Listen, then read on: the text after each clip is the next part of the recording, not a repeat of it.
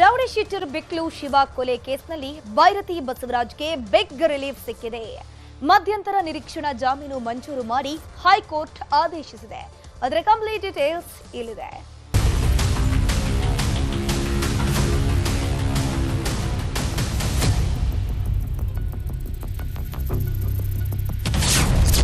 ಕೊಲೆ ಕೇಸಲ್ಲಿ ಬೈರತಿ ಬಸವರಾಜ್ಗೆ ರಿಲೀಫ್, ಮಧ್ಯಂತರ ನಿರೀಕ್ಷಣಾ ಜಾಮೀನು ಮಂಜೂರು. ರೌಡಿ ಶೀಟರ್ ಬಿಕ್ಲು ಶಿವ ಕೊಲೆ ಕೇಸ್ ಬೆಂಗಳೂರು ಮಾತ್ರವಲ್ಲ, ಇಡೀ ರಾಜ್ಯವನ್ನೇ ಬೆಚ್ಚಿ ಬೀಳಿಸಿತ್ತು. ಮಾರಕಾಸ್ತ್ರಗಳಿಂದ ಹಂತಕರು ಬರ್ಬರವಾಗಿ ಹತ್ಯೆ ಮಾಡಿದ್ರು. ನಡು ರಸ್ತೆಯಲ್ಲೇ ರಕ್ತದ ಕೋಡಿಯನ್ನೇ ಹರಿಸಿದ್ರು. ಈ ಪ್ರಕರಣದಲ್ಲಿ ಮಾಜಿ ಸಚಿವ ಬೈರತಿ ಬಸವರಾಜ್ ಹೆಸರು ತಳುಕು ಹಾಕೊಂಡಿತ್ತು. ಅಲ್ಲಿಂದ ಇದು ದೊಡ್ಡ ಮಟ್ಟದಲ್ಲಿ ಸದ್ದು ಮಾಡಿತ್ತು. ಇದೀಗ ಬಂಧನ ಭೀತಿಯಲ್ಲಿ ಎಸ್ಕೇಪ್ ಆಗಿದ್ದ ಬೈರತಿಗೆ ಬಿಗ್ ರಿಲೀಫ್ ಸಿಕ್ಕಿದೆ. ಮಧ್ಯಂತರ ನಿರೀಕ್ಷಣಾ ಜಾಮೀನು ಮಂಜೂರು ಮಾಡಿ ಹೈಕೋರ್ಟ್ ಆದೇಶ ಹೊರಡಿಸಿದೆ. ಕೊಲೆ ಪ್ರಕರಣದ ಎಫ್ಐ ಆಗಿರೋ ಬೈರತಿ ಬಸವರಾಜ್ ಮಧ್ಯಂತರ ನಿರೀಕ್ಷಣಾ ಜಾಮೀನಿಗೆ ಅರ್ಜಿ ಸಲ್ಲಿಸಿದ್ರು. ಇಂದು ಹೈಕೋರ್ಟ್ನಲ್ಲಿ ಅರ್ಜಿ ವಿಚಾರಣೆ ನಡೆಯಿತು. ಬಸವರಾಜ್ ಪರ ವಕೀಲ ಸಂದೇಶ್ ಚೌಟ ವಾದ ಮಂಡಿಸಿದ್ರು. ಸಿಐಡಿ ಕೇಸ್ನ ತನಿಖೆ ಆರಂಭಿಸಿ 5 ತಿಂಗಳಾಗಿದೆ. ಹೈಕೋರ್ಟ್ನಲ್ಲಿ ಕೋಕಾ ವಜಾ ಆಗಿತ್ತು. ಸೆಷನ್ಸ್ ಕೋರ್ಟ್ನಲ್ಲಿ ಜಾಮೀನು ಅರ್ಜಿಗೆ ಅವಕಾಶ ನೀಡಿತ್ತು.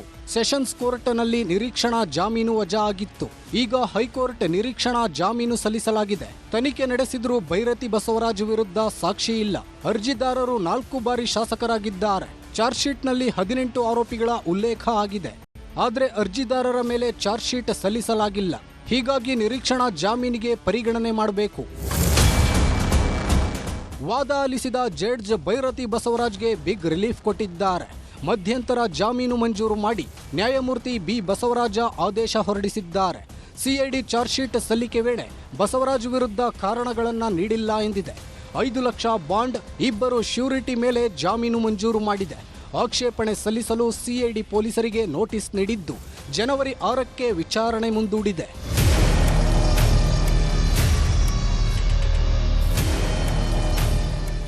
ಒಟ್ಟಾರೆ ಬಂಧನ ಭಯದಲ್ಲಿ ತಲೆಮರೆಸಿಕೊಂಡಿದ್ದ ಬೈರತಿ ಬಸವರಾಜ್ಗೆ ರಿಲೀಫ್ ಸಿಕ್ಕಿದೆ. ಮುಂದೆ ಈ ಪ್ರಕರಣ ಮತ್ಯಾವ ತಿರುವು ಪಡೆದುಕೊಳ್ಳುತ್ತೋ ಕಾದು ನೋಡಬೇಕಿದೆ. Muniraju, crime bureau, news 18.